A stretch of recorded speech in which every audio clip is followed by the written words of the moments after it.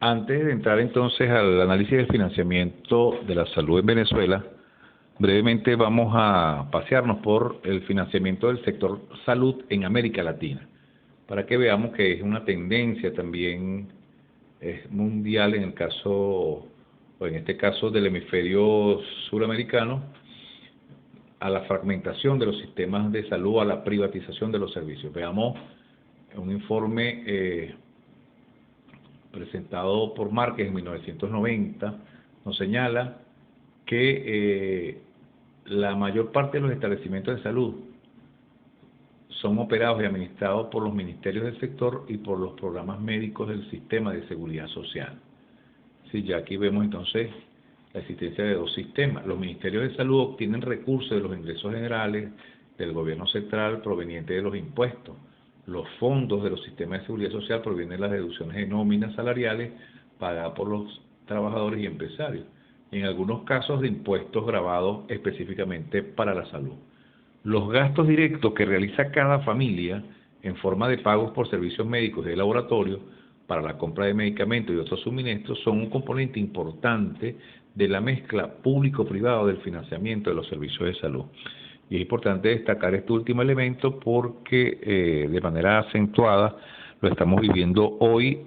producto de todas las condiciones económicas y sociales, políticas, que ha generado la intervención del imperialismo norteamericano, más los errores que se han cometido en algunas políticas públicas, como lo hemos señalado de manera responsable. Desde mediados de la década del 2000, en el marco de un aumento del gasto social promovido por gobiernos más progresistas en la región, recordemos que con el triunfo del presidente Chávez, hubo también en otras naciones del continente suramericano liderazgos con visiones diferentes a los centros hegemónicos de poder, sobre todo en confrontación de alguna manera con los lineamientos impartidos por los Estados Unidos, y gobiernos como el argentino, el gobierno de Brasil, de Ecuador,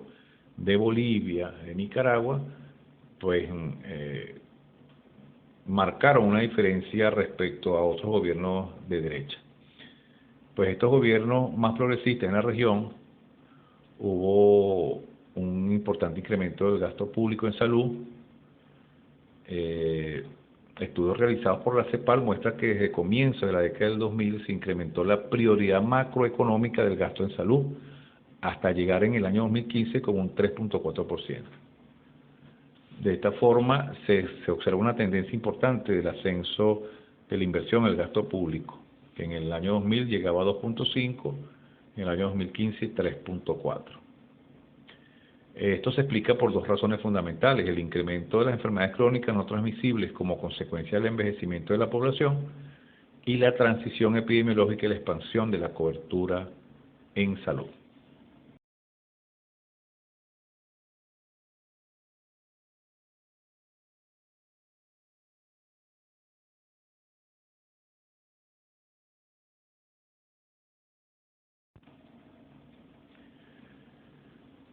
Ahora, para estudiar el financiamiento de la salud en Venezuela,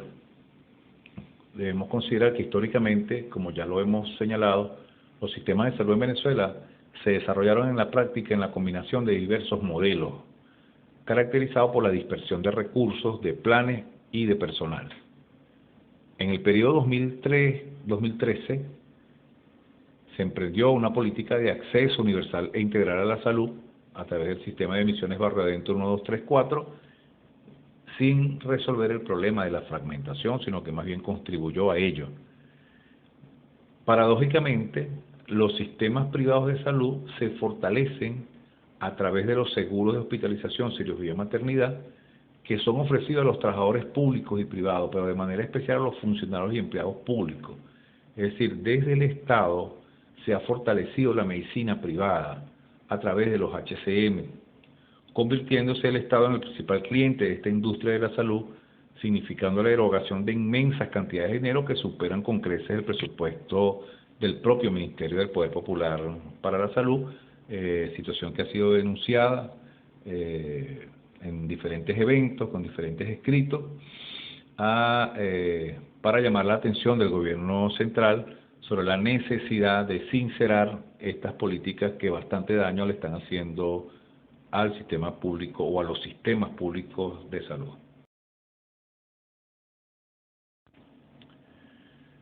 Alejandra Carrillo Roa se nos señala lo siguiente en cuanto a financiamiento de la salud en Venezuela. El financiamiento del sistema de salud funciona de la siguiente manera. El Ministerio para la Salud, así como una parte de sus políticas, se financian con recursos fiscales del presupuesto general. La misión Barrio Adentro lo hace con recursos extraordinarios procedentes de la explotación del petróleo. En lo que respecta a los seguros sociales, el Instituto Venezolano de los Seguros Sociales recibe contribuciones sociales tanto de los trabajadores entre el 2 y el 4% del salario, como de los empleadores entre el 11 y el 13% del salario, además de transferencias del gobierno central, como mínimo el equivalente a un 1.5% del salario de los contribuyentes cubiertos. Los otros sistemas de seguro social vinculados a determinadas profesiones y ocupaciones, como el Instituto de Previsión Social de las Fuerzas Armadas, el Instituto de Previsión del Ministerio de Educación y las universidades, también se financia a través de su contribuyente y la contribución que hace el propio Estado.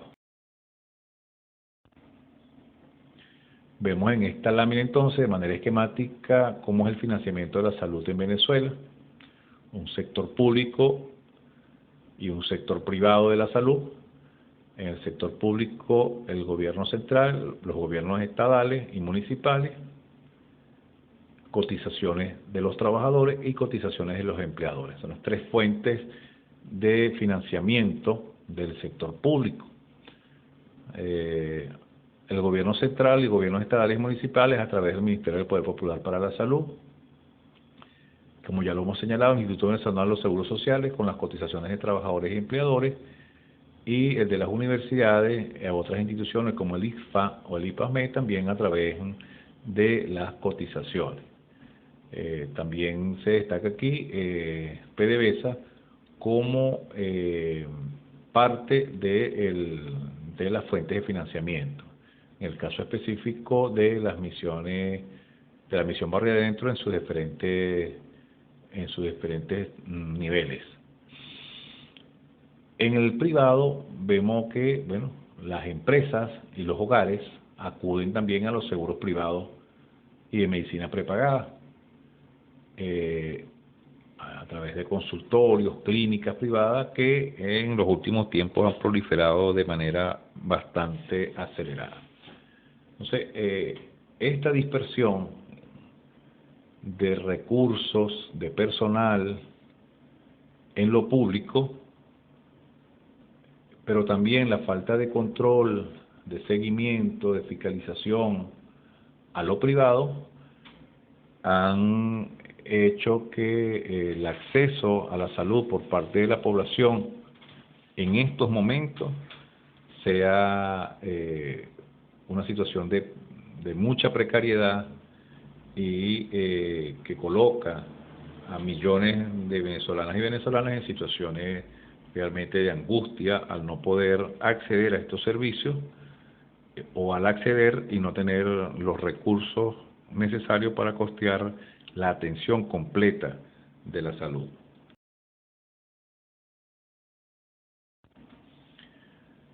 Bueno, aquí señalamos también que según datos de la propia Organización Mundial de la Salud, el gasto total en salud con relación al PIB en Venezuela no experimentó cambios sensibles en los últimos 20 años entre el 1995 y 2014. El gasto en salud fluctuó entre 4% y 5.8% del PIB total, registrando ese menor valor en 2008. De hecho, como se observa en la lámina siguiente, vamos a ver cómo es la serie histórica que comienza con una cifra de no sé qué. Veamos entonces esta lámina que refleja el comentario anterior. Vemos allí entonces en la gráfica, desde el año 1995, tenemos allí un gasto en salud que arriba al 5.4% por los aportes del sector público y privado, y que para el año 2014 se mantiene un 5.3%, con también aporte del sector privado y el sector público. Pero aquí hay algo importante que señalar. Si bien la gráfica anterior da muestra de que se mantiene el gasto público y privado en salud durante ese periodo, se registró un aumento del 52% del gasto en salud por habitante, que pasó de $606 a $923. Esta variable acompañó en buena medida el comportamiento del PIB per cápita y fue fuertemente impactada por la crisis de 2001, 2013 y 2008. Recordamos la crisis de 2001-2013, que son los años cuando ocurrió el golpe de Estado contra el presidente Chávez, que vino precedido pues de un sabotaje a la economía, una paralización de las empresas, y eso hizo por supuesto mermar las capacidades del Estado. Pero esto nos señala, este comentario, de que realmente hubo una inversión importante en el tema de salud que no lo refleja la gráfica anterior, porque la fuente de donde provenían esos recursos financieros no era el presupuesto ordinario del Estado, sino que eran esas fuentes extraordinarias de recursos que proveía PDVSA.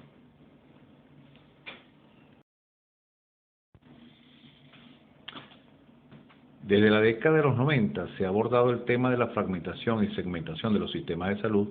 como un problema recurrente en el mundo y de mayor complejidad para los países latinoamericanos, cuyo impacto se evidencia en la coexistencia de entidades y servicios de salud que funcionan paralelamente, con dificultades en la integración de sus actividades o a través de un proceso de prestación de servicios donde se pierde la oportunidad de coadyuvar al cumplimiento de sus objetivos. De todas las etapas que caracterizan el sistema de salud venezolano, la más marcada por la segmentación y la fragmentación ocurre durante la década de los años 80 y 90 con la creación de diferentes fuentes de financiamiento, el surgimiento de nuevas instituciones prestadoras de servicios bajo la lógica de la competitividad y la aplicación de la estrategia de descentralización ordenada bajo las orientaciones del Consenso de Washington. Entonces veamos cuál es el balance y perspectiva desde la salud colectiva. El sistema público de salud venezolano mantiene una marcada segmentación financiera que profundiza la fragmentación organizativa de los servicios, que en medio de una drástica reducción del gasto público experimenta un problema de funcionamiento y operatividad afectando la cobertura, problema de funcionamiento y operatividad y la calidad de estos servicios.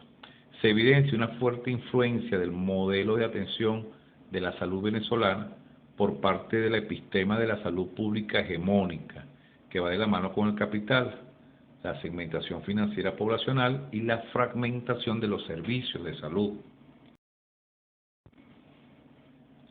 Es un desafío inminente trascender la cultura neocolonial de administrar un Estado con economía rentista hacia la aplicación de una política social que posibilite la estabilidad financiera e integración de sus servicios para mejorar la salud y la calidad de vida. Para ello es indispensable decolonizar la práctica de la salud haciendo uso de la democratización en la producción económica y ejercicio de los saberes como mecanismo de construcción de una cultura del bienestar, buen vivir desde el ejercicio del poder popular. Pues bien, queremos hacer un comentario en relación a esta lámina, donde se expresa como parte del desafío, trascender o superar la cultura neocolonial de administrar el Estado con economía rentista. Es decir, desde la visión marxista que nosotros defendemos y asumimos, no se trata de superar solamente la cultura neocolonial,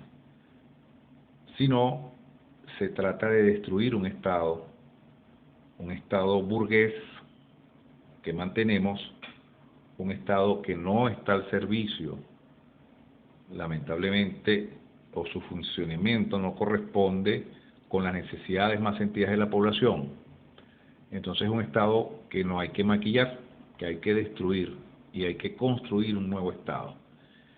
Y la economía del país no es una economía rentista, no es una economía rentista. Nosotros no dependemos de una renta, porque aun cuando se quiera hacer ver que es la renta petrolera la que mantiene el presupuesto del Estado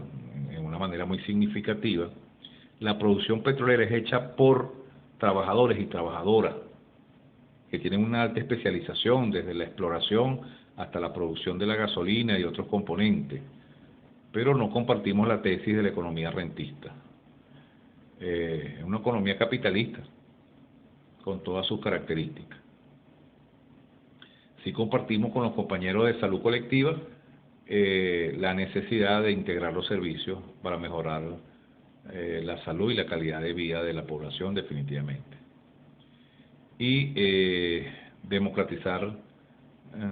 la producción económica significa desarrollar la fuerza productiva,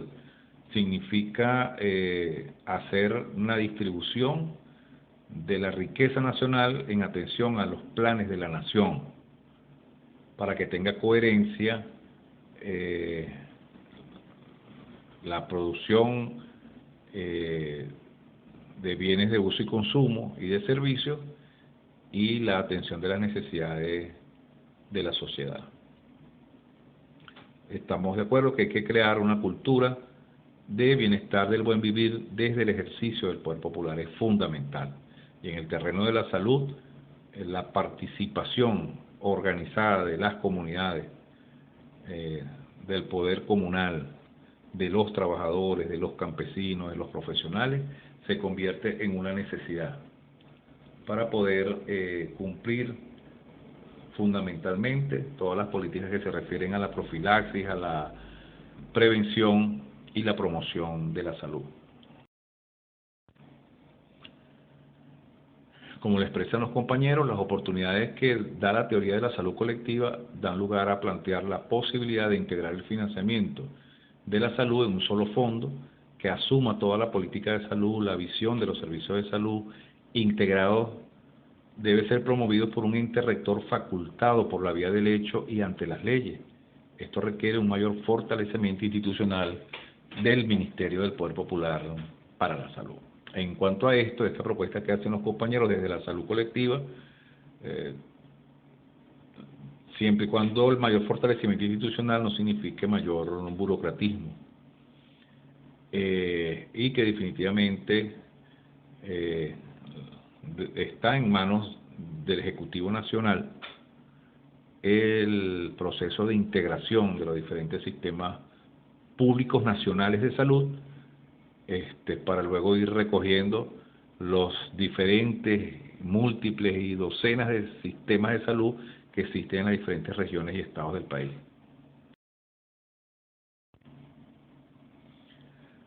Ahora bien, desde la perspectiva marxista, asumimos lo siguiente: los fundadores del comunismo científico han mostrado la importancia decisiva del régimen social para la conservación de la salud o el surgimiento y la propagación de enfermedades en las personas. Carlos Marx y Federico Engels y Vladimir Lenin en sus obras revelan cuánto depende la salud de los trabajadores del modo de producción que subyace en la base de toda la vida social.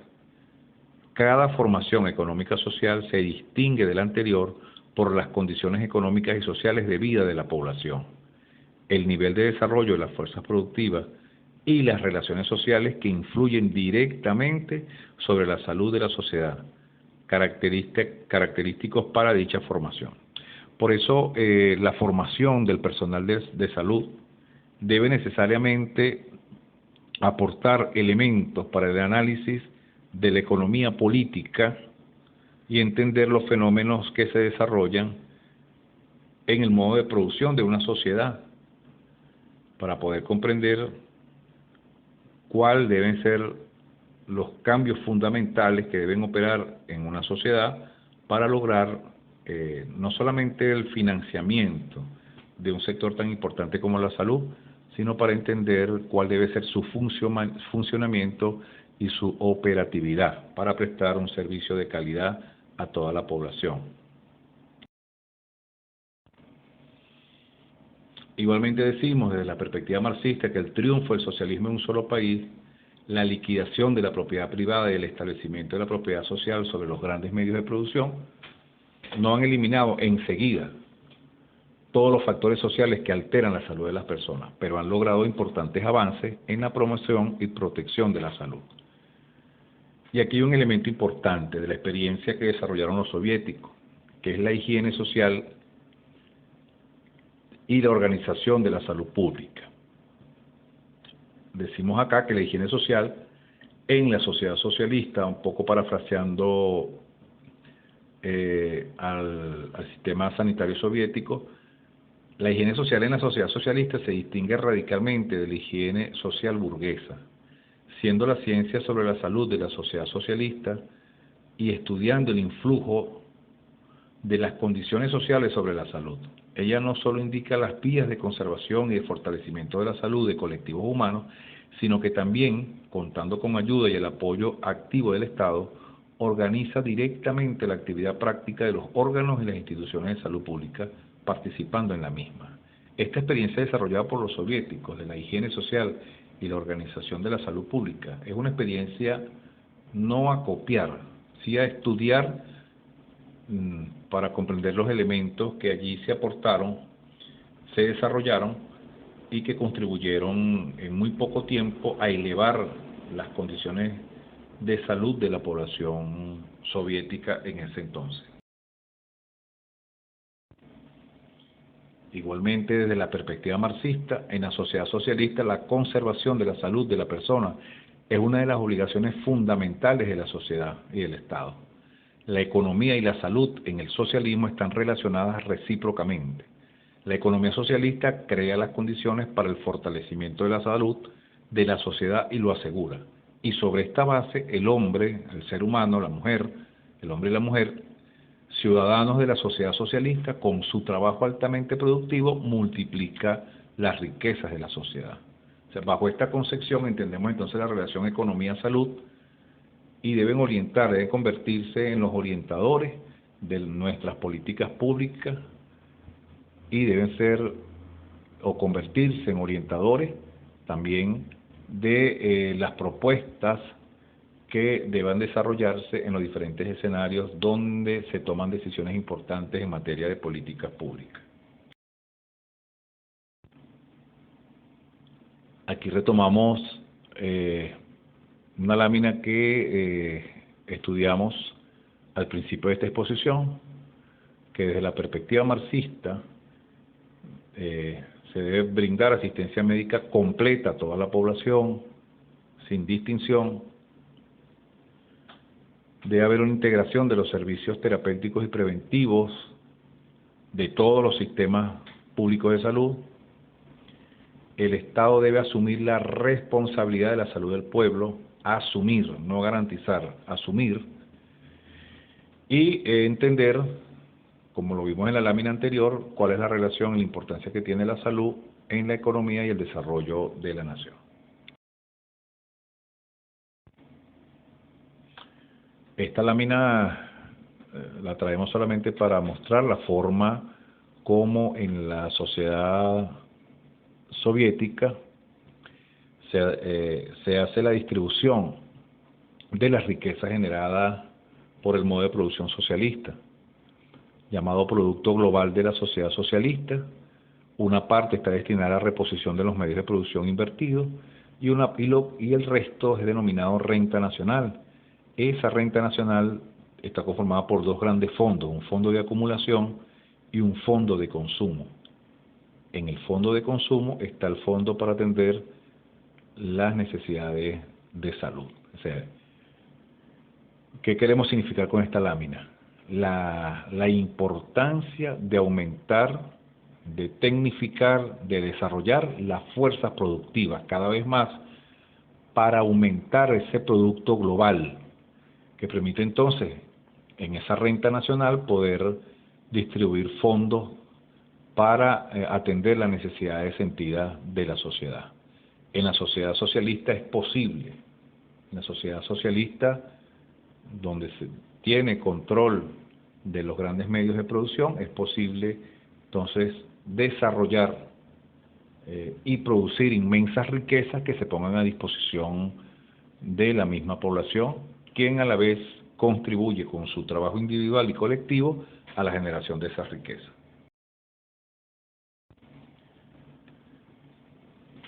En el desarrollo de las experiencias socialistas en el mundo, hay una ley que es la ley de la acumulación socialista, que determina el desarrollo constante de la riqueza nacional mediante el empleo sistemático de una parte del ingreso neto para ampliar la producción, con la mira a satisfacer las crecientes demandas de toda la sociedad. Y aquí, al contrario de lo que sucede con la Ley General de la Acumulación Capitalista, en virtud de la cual el aumento de la riqueza de las clases explotadoras va inevitablemente acompañado del empobrecimiento de las masas trabajadoras. La acción de la ley de la acumulación socialista hace que, a la par con el incremento de la riqueza nacional, se eleve de un modo sistemático el nivel material y cultural del pueblo. Esta ley de acumulación socialista establece la gran diferencia que hay en el modo de producción capitalista, en su propósito, del modo de producción capitalista y el modo de producción socialista. El modo de producción capitalista atiende a la necesidad del propio sistema de acumular riquezas y capital para su multiplicación en manos de unos pocos y cada vez menos. El modo de producción socialista también tiene la necesidad de producir grandes cantidades de bienes de uso y consumo y de servicios, pero para atender las necesidades de la población y no para acumular riqueza de unos cuantos. Esta diferencia es importante tenerla clara y reclamarla y trabajar en ella. En conclusión, la salud va mucho más allá de un modelo de gestión y de un sistema de salud en particular. La salud en una población es reflejo del sistema económico, político y social imperante en su base económica y en su superestructura. La salud, así como otras necesidades básicas de la población, dependen directamente del modo de producción predominante. Solo podremos alcanzar la salud de manera integral y completa para toda la población en la sociedad socialista. Pero ¿qué hacer mientras tanto? Se nos ocurre proponer preparar los cuadros que van a asumir esta responsabilidad desde el sector salud con la visión política e ideológica de la sociedad desde la perspectiva del socialismo científico, organizar un poderoso movimiento de los trabajadores de la salud con visión revolucionaria socialista, articular las luchas del sector salud con las luchas de las organizaciones obreras campesinas y comunales por la construcción del socialismo, insistir en la unificación de todos los sistemas de salud bajo un mando único y por tanto un fondo único de salud, incidir en los espacios de toma de decisiones con propuestas revolucionarias para el financiamiento de la salud, pechar con impuestos a las grandes empresas e industrias mercantilizadoras de la salud. Bueno, esto es todo. Espero haber contribuido en el debate o para el debate y esperamos entonces sus intervenciones, propuestas, opiniones, preguntas para iniciar la discusión sobre este tema tan importante. Muchísimas gracias por la atención.